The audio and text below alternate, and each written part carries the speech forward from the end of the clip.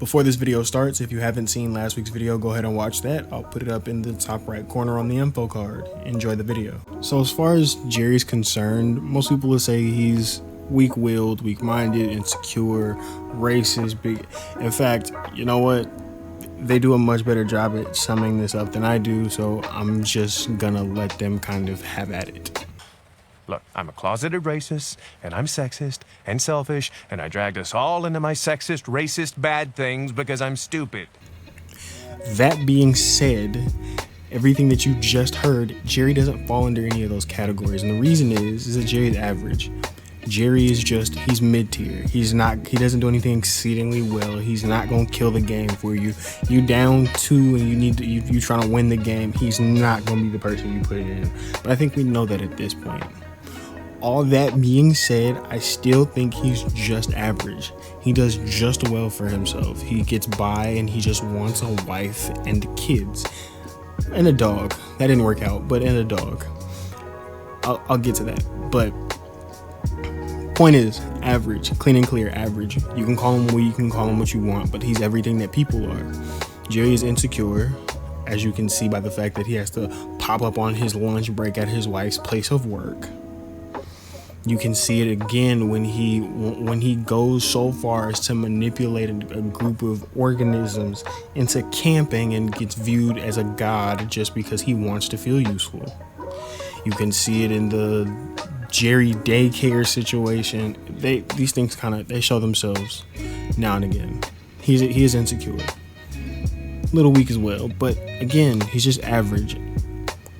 Really easy way to kind of frame this so that this makes sense, so that you can understand where I'm coming from. This isn't a 30-minute explanation. Take Anatomy Park, for instance. Anatomy Park. The Anatomy Park episode for most would be about the hobo and Pirates of the Pancreas. But the underlying tone to that, or the underlying story to that, was Jerry and his parents' now polyamorous relationship. Forgive me if I got that incorrect, but they're now polyamorous relationship with a male of a separate race. Now you may say that there's racist undertones in that, and there may be something to that. However, Jerry just didn't know what to do with himself. If you saw your dad slip into a closet as he opened a Superman shirt because your mom and her lover were making out, you wouldn't take that well either. I really don't think it's fair to make the assumption of like, oh yeah, nah, I'd take that just fine. No, you wouldn't. They sent it by text. There was no call. There was no pop-up. There was no like, hey, we should sit down and have a talk. No, they sent a random text Christmas morning and was like, yeah, we're just gonna bring somebody else. Wife, complete, not complete, but an alcoholic with admitted daddy issues. Come on, the marriage isn't perfect either. Summer, eldest daughter, doesn't really know what she wants to do, but is gunning for the same type of acceptance, but from the father-in-law that you're in constant competition with. Rick has said that his goal was to get rid of the things that would stop him, and that included the government and Jerry. This is like, come on. Look, I don't want you to go on some giant tirade and crusade for Jerry at all, because I don't want the character to change. I think he serves a place that's kind of a point of relief for this show. It kind of brings the show, kind of humanizes the show, if you will.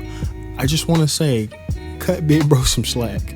He's going up against a god tier individual and still trying to live an average life. Very good morning it is for the our Pluto guest, thing, that was a little Jerry much. Smith, I get it. making That's fair. That was a with little his much. bold But that is, he's just trying to live an average Pluto life. He just wants to be a planet. regular guy with a wife, kids. He wants to grow old, have grandkids, etc. He's not asking for too much, and it's not really his fault that his father-in-law became a super genius that wants to get rid of him because his father-in-law struggles to express his own personal emotions.